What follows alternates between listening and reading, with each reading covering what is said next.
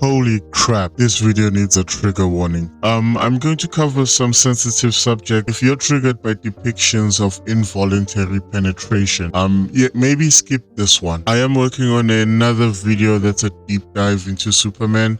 That's probably coming out next week. But as I was doing my research, I found this absolute piece of trash. In Superman Red and Blue, Superman gets the grape with no G. Okay, let me give you some context. In 1970, a comic book came out called The World's Finest. And in the story, Superman gets depowered by synthetic kryptonite, if I'm not mistaken. And then he's taken into a labor camp and, he's mistreated and, forced to do hard labor. If I remember correctly, Batman was there and they were both forced to work as slave labor for Nikolai Kozlov. And after a while, Superman and Batman escape. Okay, so the Red and Blue comic picks up from there. Basically, Superman goes back disguised as Clark Kent to interview Nikolai, the guy who captured him. Here's where the modern writer shows their true colors, because they bastardized the original story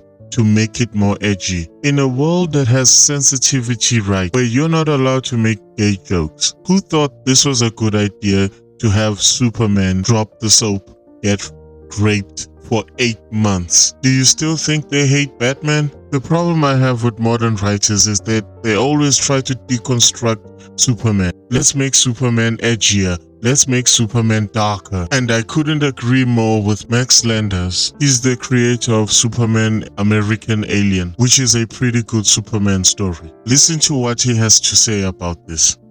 I despise I despise most dark superhero stuff. I think dark superhero stuff, the exception to the rule, or why it's become popular, because it's the most basic thing you can do with superheroes, is do the dark version.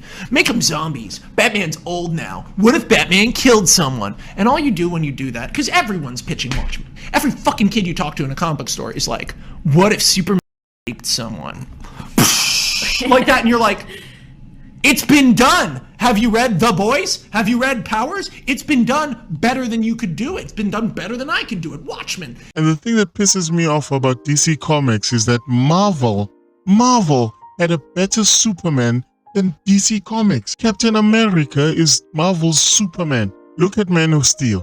In Man of Steel, Superman only saves his girlfriend. Okay, let's take a step back and have a look at the Superman. Superman was created by some Jewish immigrants, Siegel and Schuster, and he was mainly a tool to oppose the Nazi ideology at the time. And if you look at all the old images of Superman, he's basically fighting Nazis all the time. So is Captain America, but I'm not gonna dwell on that. And Superman was created in the 1930s, which makes him the oldest superhero in existence.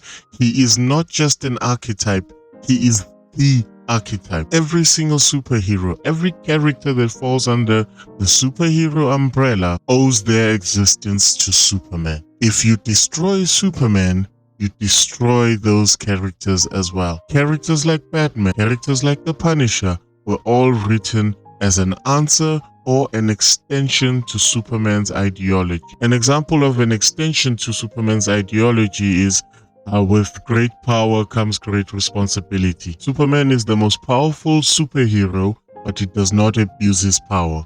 Therefore, he's a subversion of the trope, absolute power corrupts absolutely, right? Wonder Woman is a counter to Superman. Superman does not kill, not even for the greater good.